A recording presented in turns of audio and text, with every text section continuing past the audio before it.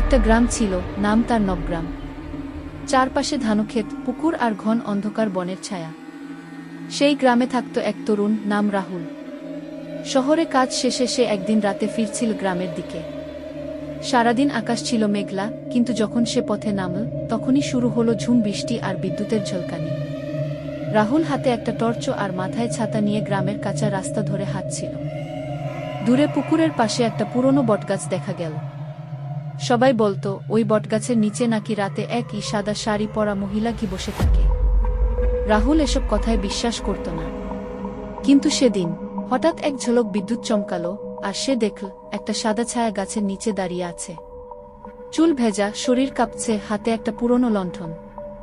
রাহুল ভেবেছিল হয়তো কোনো পথভোলা মানুষ। সে কাছে গিয়ে বলল, কে আপনি? এই বৃষ্টিতে এখানে কেন? ছায়াটা ধীরে ধীরে ঘুরে তাকাল।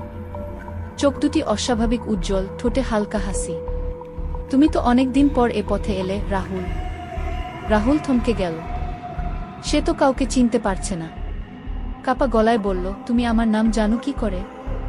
ভুতুরে কণ্ঠে উত্তর এল, আমি সেই নন্দিতা, যে 5 বছর আগে এই বটগাছের নিচেই তোমার জন্য অপেক্ষা করেছিল। হঠাৎ বাতাসের ঝাপটা বয়ে গেল, লণ্ঠন নিভে গেল, আর চোখের সামনে কিছুই দেখা গেল না, শুধু এক ফোঁটা হাসির প্রতিধ্বনি বৃষ্টির শব্দে মিশে গেল। পরের সকালে গ্রামের লোকজন বটগাছের নিচে রাহুলের ছাতাটা পেল, কিন্তু রাহুলকে আর কেউ খুঁজে পেল না।